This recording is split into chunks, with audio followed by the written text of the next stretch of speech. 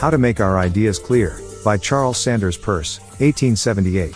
The following paper, first published in the Popular Science Monthly, is said to be the foundational work of pragmatism. How to Make Our Ideas Clear. Part 1. Whoever has looked into a modern treatise on logic of the common sort, will doubtless remember the two distinctions between clear and obscure conceptions, and between distinct and confused conceptions. They have lain in the books now for nigh 2 centuries, unimproved and unmodified, and are generally reckoned by logicians as among the gems of their doctrine. A clear idea is defined as one which is so apprehended that it will be recognized wherever it is met with, and so that no other will be mistaken for it. If it fails of this clearness, it is said to be obscure. This is rather a neat bit of philosophical terminology, yet, since it is clearness that they were defining, I wish the logicians had made their definition a little more plain. Never to fail to recognize an idea, and under no circumstances to mistake another for it, let it come in how recondite a form it may, would indeed imply such prodigious force and clearness of intellect as is seldom met with in this world. On the other hand, merely to have such an acquaintance with the idea as to have become familiar with it, and to have lost all hesitancy in recognizing it in ordinary cases, hardly seems to deserve the name of clearness of apprehension, since after all it only amounts to a subjective feeling of mastery which may be entirely mistaken. I take it, however, that when the logicians speak of clearness, they mean nothing more than such a familiarity with an idea, since they regard the quality as but a small merit, which needs to be supplemented by another, which they call distinctness. A distinct idea is defined as one which contains nothing which is not clear. This is technical language. By the contents of an idea logicians understand whatever is contained in its definition.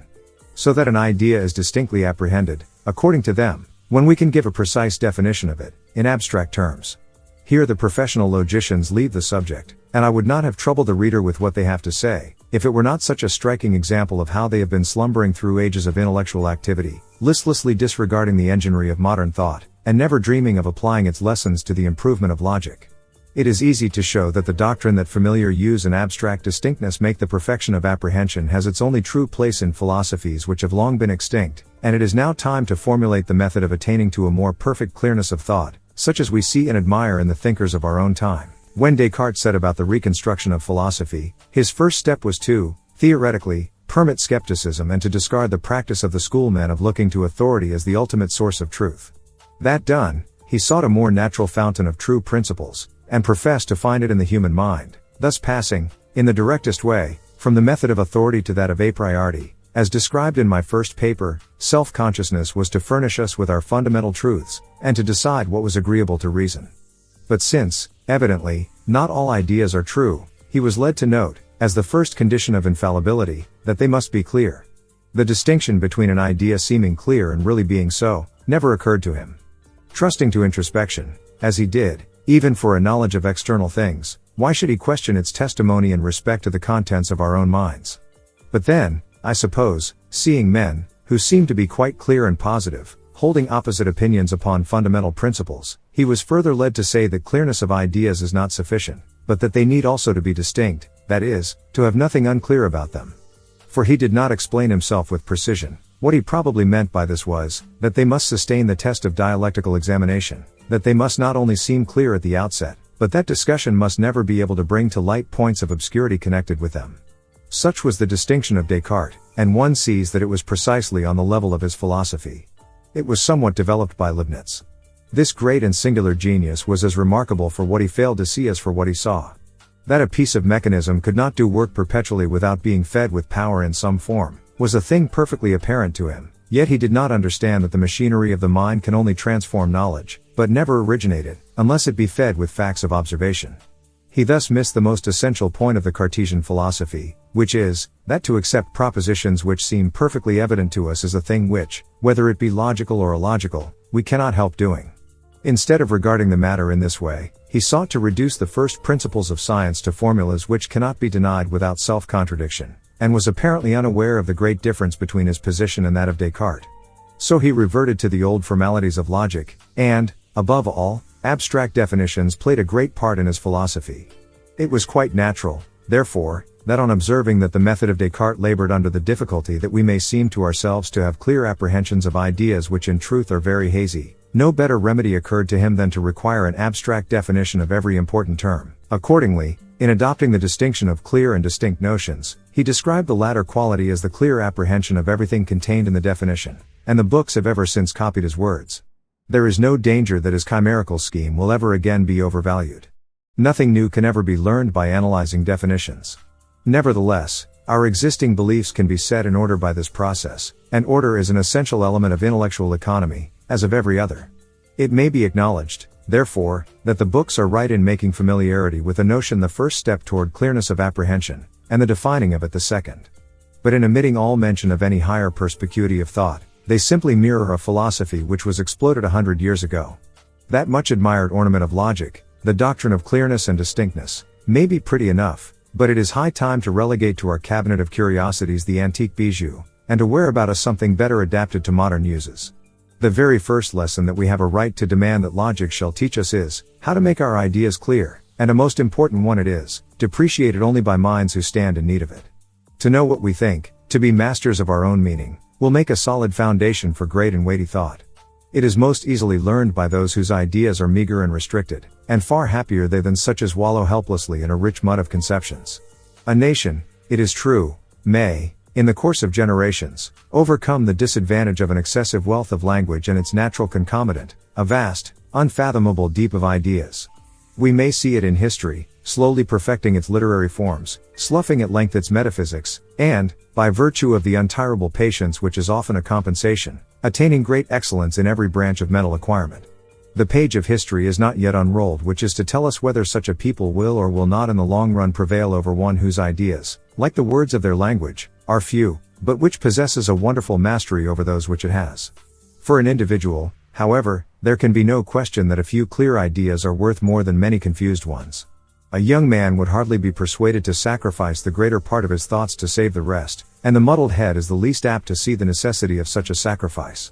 Him we can usually only commiserate, as a person with a congenital defect. Time will help him, but intellectual maturity with regard to clearness comes rather late, an unfortunate arrangement of nature, inasmuch as clearness is of less use to a man settled in life, whose errors have in great measure had their effect, than it would be to one whose path lies before him.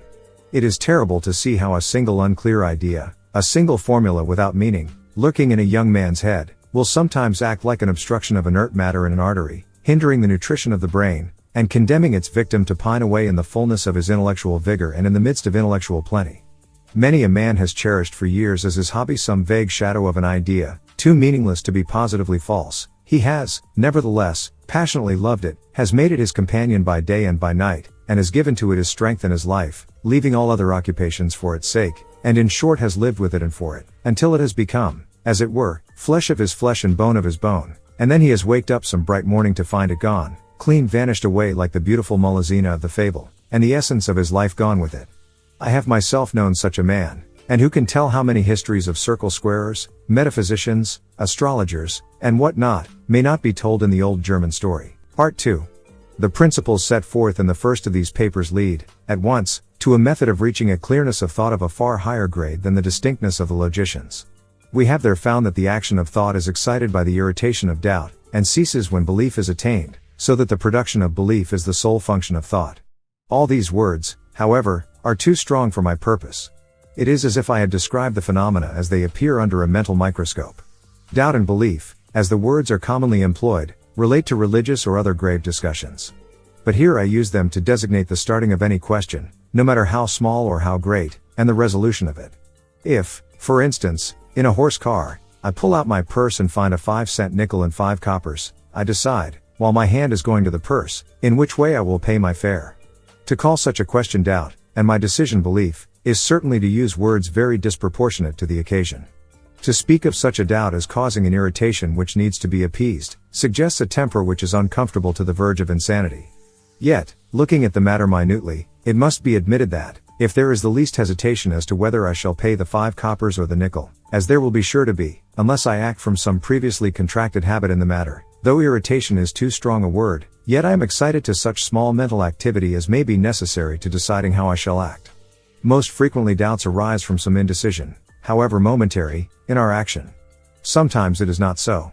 I have, for example, to wait in a railway station, and to pass the time I read the advertisements on the walls. I compare the advantages of different trains and different routes which I never expect to take, merely fancying myself to be in a state of hesitancy, because I am bored with having nothing to trouble me. Feigned hesitancy, whether feigned for mere amusement or with a lofty purpose, plays a great part in the production of scientific inquiry. However the doubt may originate, it stimulates the mind to an activity which may be slight or energetic, calm or turbulent. Images pass rapidly through consciousness, one incessantly melting into another, until at last, when all is over, it may be in a fraction of a second, in an hour, or after long years, we find ourselves decided as to how we should act under such circumstances as those which occasioned our hesitation. In other words, we have attained belief. In this process we observe two sorts of elements of consciousness, the distinction between which may best be made clear by means of an illustration. In a piece of music there are the separate notes, and there is the air. A single tone may be prolonged for an hour or a day, and it exists as perfectly in each second of that time as in the whole taken together, so that, as long as it is sounding, it might be present to a sense from which everything in the past was as completely absent as the future itself. But it is different with the air, the performance of which occupies a certain time, during the portions of which only portions of it are played. It consists in an orderliness in the succession of sounds which strike the ear at different times, and to perceive it there must be some continuity of consciousness which makes the events of a lapse of time present to us. We certainly only perceive the air by hearing the separate notes, yet we cannot be said to directly hear it, for we hear only what is present at the instant, and an orderliness of succession cannot exist in an instant. These two sorts of objects, what we are immediately conscious of and what we are mediately conscious of, are found in all consciousness. Some elements, the sensations, are completely present at every instant so long as they last, while others, like thought, are actions having beginning, middle, and end, and consist in a congruence in the succession of sensations which flow through the mind. They cannot be immediately present to us, but must cover some portion of the past or future. Thought is a thread of melody running through the succession of our sensations. We may add that just as a piece of music may be written in parts, each part having its own air, so various systems of relationship of succession subsist together between the same sensations. These different systems are distinguished by having different motives, ideas, or functions. Thought is only one such system, for its sole motive, idea, and function, is to produce belief, and whatever does not concern that purpose belongs to some other system of relations. The action of thinking may incidentally have other results. It may serve to amuse us, for example, and among dilettanti it is not rare to find those who have so perverted thought to the purposes of pleasure that it seems to vex them to think that the questions upon which they delight to exercise it may ever get finally settled, and a positive discovery which takes a favorite subject out of the arena of literary debate is met with ill-concealed dislike. This disposition is the very debauchery of thought. But the soul and meaning of thought, abstracted from the other elements which accompany it, though it may be voluntarily thwarted, can never be made to direct itself toward anything but the production of belief. Thought in action has for its only possible motive the attainment of thought at rest, and whatever does not refer to belief is no part of the thought itself. And what, then, is belief? It is the demi-cadence which closes a musical phrase in the symphony of our intellectual life. We have seen that it has just three properties. First, it is something that we are aware of. Second, it appeases the irritation of doubt. And, third, it involves the establishment in our nature of a rule of action, or, say for short, a habit. As it appeases the irritation of doubt, which is the motive for thinking, thought relaxes, and comes to rest for a moment when belief is reached. But, since belief is a rule for action, the application of which involves further doubt and further thought, at the same time that it is a stopping place, it is also a new starting place for thought. That is why I have permitted myself to call it thought at rest, although thought is essentially an action. The final upshot of thinking is the exercise of volition, and of this thought no longer forms a part, but belief is only a stadium of mental action, an effect upon our nature due to thought, which will influence future thinking. The essence of belief is the establishment of a habit, and different beliefs are distinguished by the different modes of action to which they give rise. If beliefs do not differ in this respect, if they appease the same doubt by producing the same rule of action, then no mere differences in the manner of consciousness of them can make them different beliefs, any more than playing a tune in different keys is playing different tunes. Imaginary distinctions are often drawn between beliefs which differ only in their mode of expression. The wrangling which ensues is real enough, however, to believe that any objects are arranged as in Figure 1, and to believe that they are arranged in Figure 2, are one and the same belief, yet it is conceivable that a man should assert one proposition and deny the other. Such false distinctions do as much harm as the confusion of beliefs really different, and are among the pitfalls of which we ought constantly to beware, especially when we are upon metaphysical ground. One singular deception of this sort, which often occurs, is to mistake the sensation produced by our own unclearness of thought for a character of the object we are thinking. Instead of perceiving that the obscurity is purely subjective, we fancy that we contemplate a quality of the object which is essentially mysterious, and if our conception be afterward presented to us in a clear form, we do not recognize it as the same, owing to the absence of the feeling of unintelligibility.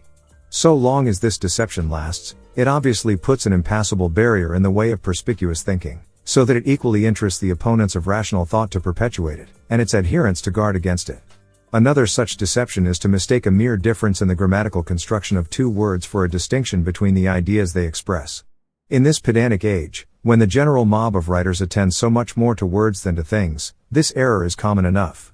When I just said that thought is an action, and that it consists in a relation, although a person performs an action but not a relation, which can only be the result of an action, yet there was no inconsistency in what I said, but only a grammatical vagueness. From all these sophisms we shall be perfectly safe so long as we reflect that the whole function of thought is to produce habits of action, and that whatever there is connected with a thought, but irrelevant to its purpose, is an accretion to it, but no part of it. If there be a unity among our sensations which has no reference to how we shall act on a given occasion, as when we listen to a piece of music, why we do not call that thinking. To develop its meaning, we have, therefore, simply to determine what habits it produces, for what a thing means is simply what habits it involves. Now, the identity of a habit depends on how it might lead us to act, not merely under such circumstances as are likely to arise, but under such as might possibly occur, no matter how improbable they may be. What the habit is depends on when and how it causes us to act. As for the when, every stimulus to action is derived from perception. As for the how, every purpose of action is to produce some sensible result. Thus, we come down to what is tangible and practical, as the root of every real distinction of thought, no matter how subtle it may be, and there is no distinction of meaning so fine as to consist in anything but a possible difference of practice. To see what this principle leads to, consider in the light of it such a doctrine as that of transubstantiation. The Protestant churches generally hold that the elements of the sacrament are flesh and blood only in a tropical sense. They nourish our souls as meat and the juice of it would our bodies. But the Catholics maintain that they are literally just that, although they possess all the sensible qualities of wafer cakes and diluted wine. But we can have no conception of wine except what may enter into a belief, either 1. That this, that, or the other, is wine. Or 2. That wine possesses certain properties. Such beliefs are nothing but self-notifications that we should, upon occasion, act in regard to such things as we believe to be wine according to the qualities which we believe wine to possess. The occasion of such action would be some sensible perception, the motive of it to produce some sensible result. Thus our action has exclusive reference to what affects the senses, our habit has the same bearing as our action, our belief the same as our habit, our conception the same as our belief, and we can consequently mean nothing by wine but what has certain effects, direct or indirect, upon our senses, and to talk of something as having all the sensible characters of wine, yet being in reality blood, is senseless jargon. Now, it is not my object to pursue the theological question, and having used it as a logical example I drop it, without caring to anticipate the theologian's reply. I only desire to point out how impossible it is that we should have an idea in our minds which relates to anything but conceived sensible effects of things. Our idea of anything is our idea of its sensible effects, and if we fancy that we have any other we deceive ourselves, and mistake a mere sensation accompanying the thought for a part of the thought itself. It is absurd to say that thought has any meaning unrelated to its only function.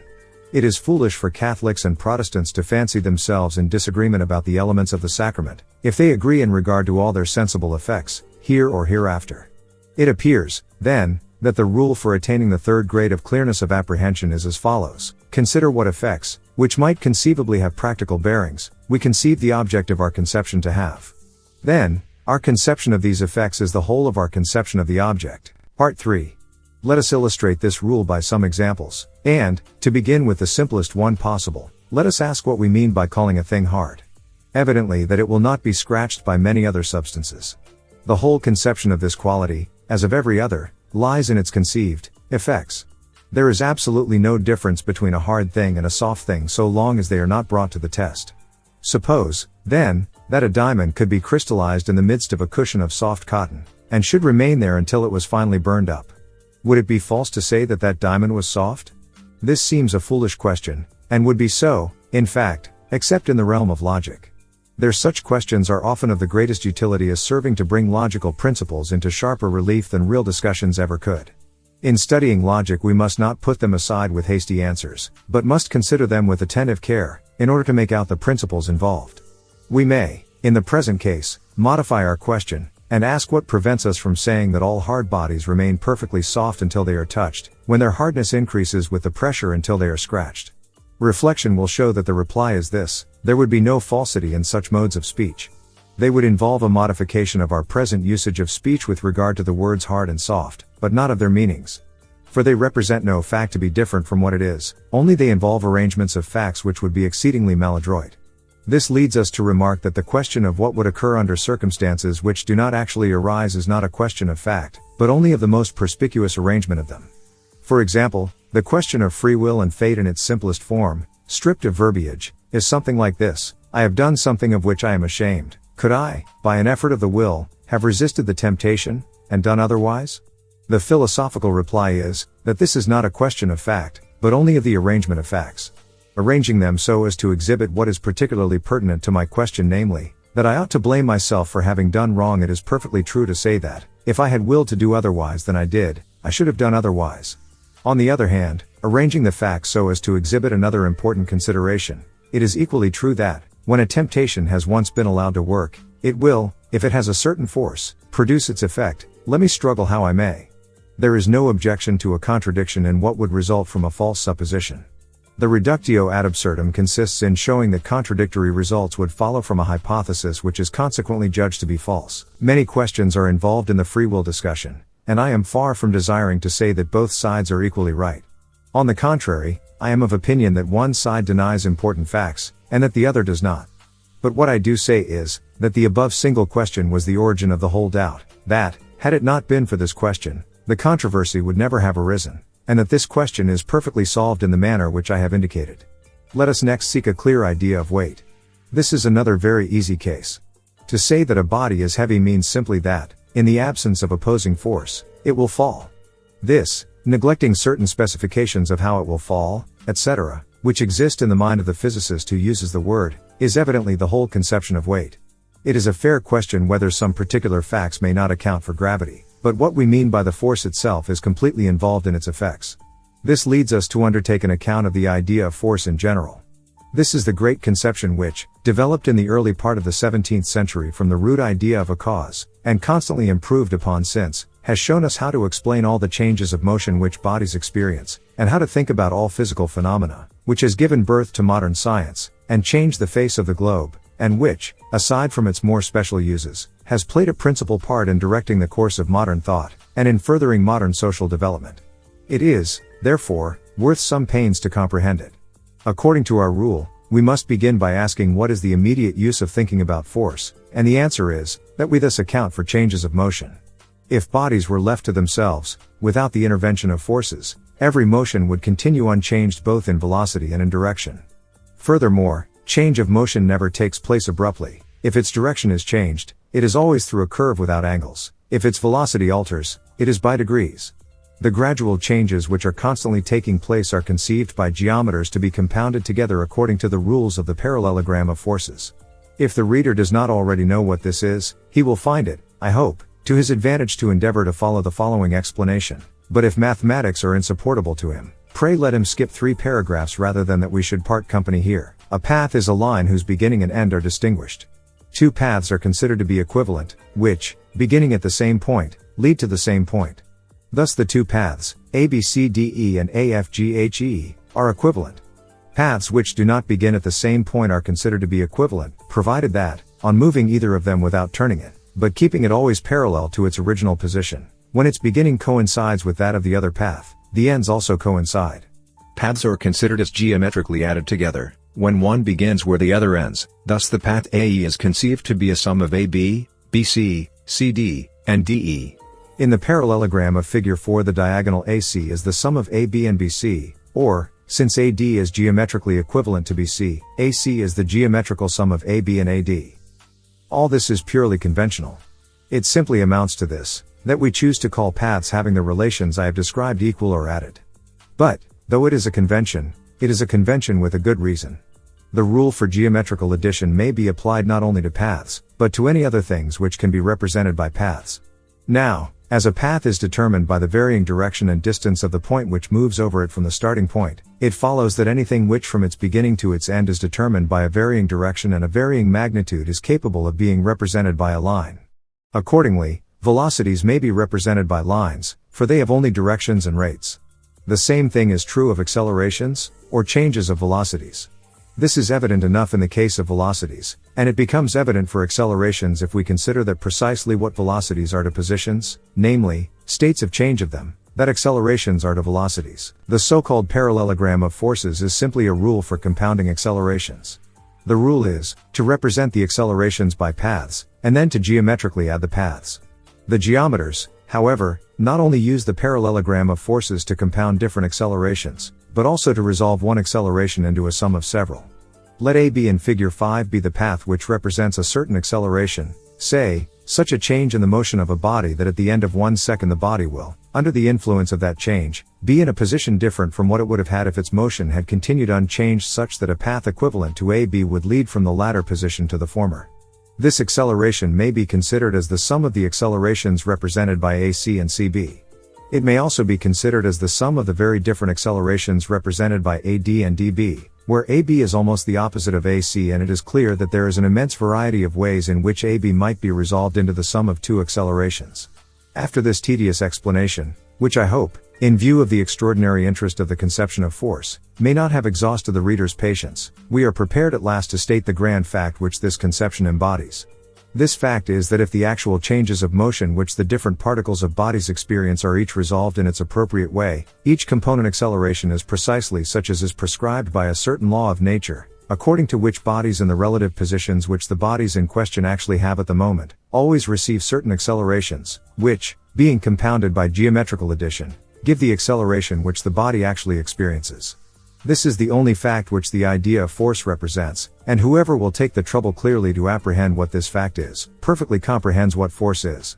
Whether we ought to say that a force is an acceleration, or that it causes an acceleration, is a mere question of propriety of language, which has no more to do with our real meaning than the difference between the French idiom il fait froid and its English equivalent it is cold. Yet it is surprising to see how this simple affair has muddled men's minds.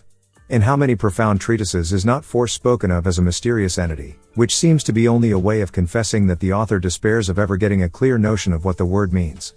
In a recent admired work on analytic mechanics it is stated that we understand precisely the effect of force, but what force itself is we do not understand. This is simply a self-contradiction. The idea which the word force excites in our minds has no other function than to affect our actions, and these actions can have no reference to force otherwise than through its effects. Consequently, if we know what the effects of force are, we are acquainted with every fact which is implied in saying that a force exists, and there is nothing more to know. The truth is, there is some vague notion afloat that a question may mean something which the mind cannot conceive, and when some hair-splitting philosophers have been confronted with the absurdity of such a view, they have invented an empty distinction between positive and negative conceptions, in the attempt to give their non-idea a form not obviously nonsensical. The nullity of it is sufficiently plain from the considerations given a few pages back, and, apart from those considerations, the quibbling character of the distinction must have struck every mind accustomed to real thinking. Part 4. Let us now approach the subject of logic, and consider a conception which particularly concerns it, that of reality. Taking clearness in the sense of familiarity, no idea could be clearer than this. Every child uses it with perfect confidence, never dreaming that he does not understand it. As for clearness in its second grade, however, it would probably puzzle most men, even among those of a reflective turn of mind, to give an abstract definition of the real. Yet such a definition may perhaps be reached by considering the points of difference between reality and its opposite, fiction. A figment is a product of somebody's imagination. It has such characters as his thought impresses upon it. That whose characters are independent of how you or I think is an external reality. There are, however, phenomena within our own minds, dependent upon our thought, which are at the same time real in the sense that we really think them. But though their characters depend on how we think, they do not depend on what we think those characters to be. Thus, a dream has a real existence as a mental phenomenon. If somebody has really dreamt it, that he dreamt so and so, does not depend on what anybody thinks was dreamt, but is completely independent of all opinion on the subject. On the other hand, considering, not the fact of dreaming, but the thing dreamt, it retains its peculiarities by virtue of no other fact than that it was dreamt to possess them. Thus we may define the real as that whose characters are independent of what anybody may think them to be. But, however satisfactory such a definition may be found, It would be a great mistake to suppose that it makes the idea of reality perfectly clear. Here, then, let us apply our rules. According to them, reality, like every other quality, consists in the peculiar sensible effects which things partaking of it produce. The only effect which real things have is to cause belief, for all the sensations which they excite emerge into consciousness in the form of beliefs. The question therefore is, how is true belief, or belief in the real, distinguished from false belief, or belief in fiction? Now, as we have seen in the former paper, the ideas of truth and falsehood, in their full development, appertain exclusively to the scientific method of settling opinion. A person who arbitrarily chooses the propositions which he will adopt can use the word truth only to emphasize the expression of his determination to hold on to his choice. Of course, the method of tenacity never prevailed exclusively, reason is too natural to men for that. But in the literature of the Dark Ages we find some fine examples of it. When Scotus Erigena is commenting upon a poetical passage in which Hellebore is spoken of as having caused the death of Socrates, he does not hesitate to inform the inquiring reader that Hellebores and Socrates were two eminent Greek philosophers, and that the latter, having been overcome in argument by the former, took the matter to heart and died of it. What sort of an idea of truth could a man have who could adopt and teach, without the qualification of a perhaps, an opinion taken so entirely at random? The real spirit of Socrates, who I hope would have been delighted to have been overcome in argument, because he would have learned something by it, is in curious contrast with the naive idea of the glossist, for whom discussion would seem to have been simply a struggle. When philosophy began to awake from its long slumber, and before theology completely dominated it, the practice seems to have been for each professor to seize upon any philosophical position he found unoccupied and which seemed a strong one, to entrench himself in it, and to sally forth from time to time to give battle to the others. Thus, even the scanty records we possess of those disputes enable us to make out a dozen or more opinions held by different teachers at one time concerning the question of nominalism and realism. Read the opening part of the Historia Calamitatum of Abelard, who was certainly as philosophical as any of his contemporaries, and see the spirit of combat which it breathes. For him, the truth is simply his particular stronghold. When the method of authority prevailed, the truth meant little more than the Catholic faith. All the efforts of the scholastic doctors are directed toward harmonizing their faith in Aristotle and their faith in the Church, and one may search their ponderous folios through without finding an argument which goes any further. It is noticeable that where different faiths flourish side by side, renegades are looked upon with contempt even by the party whose belief they adopt, so completely has the idea of loyalty replaced that of truth-seeking. Since the time of Descartes, the defect in the conception of truth has been less apparent. Still, it will sometimes strike a scientific man that the philosophers have been less intent on finding out what the facts are, than on inquiring what belief is most in harmony with their system. It is hard to convince a follower of the a priori method by adducing facts, but show him that an opinion he is defending is inconsistent with what he has laid down elsewhere, and he will be very apt to retract it.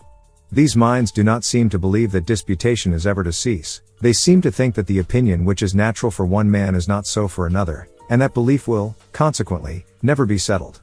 In contenting themselves with fixing their own opinions by a method which would lead another man to a different result, they betray their feeble hold of the conception of what truth is. On the other hand, all the followers of science are fully persuaded that the processes of investigation, if only pushed far enough, will give one certain solution to every question to which they can be applied. One man may investigate the velocity of light by studying the transits of Venus and the aberration of the stars, another by the oppositions of Mars and the eclipses of Jupiter's satellites, a third by the method of Fizeau, a fourth by that of Foucault, a fifth by the motions of the curves of Lissajous, a sixth, a seventh, an eighth, and a ninth, may follow the different methods of comparing the measures of statical and dynamical electricity. They may at first obtain different results, but, as each perfects his method and his processes, the results will move steadily together toward a destined center. So with all scientific research. Different minds may set out with the most antagonistic views, but the progress of investigation carries them by a force outside of themselves to one and the same conclusion. This activity of thought by which we are carried, not where we wish, but to a foreordained goal, is like the operation of destiny. No modification of the point of view taken, no selection of other facts for study, no natural bent of mind even, can enable a man to escape the predestinate opinion. This great law is embodied in the conception of truth and reality. The opinion which is fated to be ultimately agreed to by all who investigate, is what we mean by the truth, and the object represented in this opinion is the real. That is the way I would explain reality. But it may be said that this view is directly opposed to the abstract definition which we have given of reality, inasmuch as it makes the characters of the real to depend on what is ultimately thought about them. But the answer to this is that, on the one hand, reality is independent, not necessarily of thought in general, but only of what you or I or any finite number of men may think about it. And that, on the other hand, though the object of the final opinion depends on what that opinion is, yet what that opinion is does not depend on what you or I or any man thinks. Our perversity and that of others may indefinitely postpone the settlement of opinion. It might even conceivably cause an arbitrary proposition to be universally accepted as long as the human race should last. Yet even that would not change the nature of the belief, which alone could be the result of investigation carried sufficiently far, and if, after the extinction of our race, another should arise with faculties and disposition for investigation, that true opinion must be the one which they would ultimately come to. Truth crushed to earth shall rise again, and the opinion which would finally result from investigation does not depend on how anybody may actually think, but the reality of that which is real does depend on the real fact that investigation is destined to lead, at last, if continued long enough, to a belief in it. But I may be asked what I have to say to all the minute facts of history, forgotten never to be recovered, to the lost books of the ancients, to the buried secrets. Full many a gem of purest ray serene. The dark, unfathomed caves of ocean bare. Full many a flower is born to blush unseen, and waste its sweetness on the desert air. Do these things not really exist because they are hopelessly beyond the reach of our knowledge? And then, after the universe is dead, according to the prediction of some scientists, and all life has ceased forever, will not the shock of atoms continue though there will be no mind to know it? To this I reply that, though in no possible state of knowledge can any number be great enough to express the relation between the amount of what rests unknown to the amount of the known, yet it is unphilosophical to suppose that, with regard to any given question, which has any clear meaning, investigation would not bring forth a solution of it, if it were carried far enough. Who would have said, a few years ago, that we could ever know of what substances stars are made whose light may have been longer in reaching us than the human race has existed? Who can be sure of what we shall not know in a few hundred years? Who can guess what would be the result of continuing the pursuit of science for 10,000 years, with the activity of the last 100? And if it were to go on for 1,000,000, or 1,000,000,000, or any number of years you please, how is it possible to say that there is any question which might not ultimately be solved? But it may be objected, why make so much of these remote considerations, especially when it is your principle that only practical distinctions have a meaning? Well, I must confess that it makes very little difference whether we say that a stone on the bottom of the ocean, in complete darkness, is brilliant or not, that is to say, that it probably makes no difference, remembering always that that stone may be fished up tomorrow. But that there are gems at the bottom of the sea, flowers in the untraveled desert, etc., are propositions which, like that about a diamond being hard when it is not pressed, concern much more the arrangement of our language than they do the meaning of our ideas. It seems to me, however, that we have, by the application of our rule, reached so clear an apprehension of what we mean by reality, and of the fact which the idea rests on, that we should not, perhaps, be making a pretension so presumptuous as it would be singular, if we were to offer a metaphysical theory of existence for universal acceptance among those who employ the scientific method of fixing belief. However, as metaphysics is a subject much more curious than useful, the knowledge of which, like that of a sunken reef, serves chiefly to enable us to keep clear of it, I will not trouble the reader with any more ontology at this moment.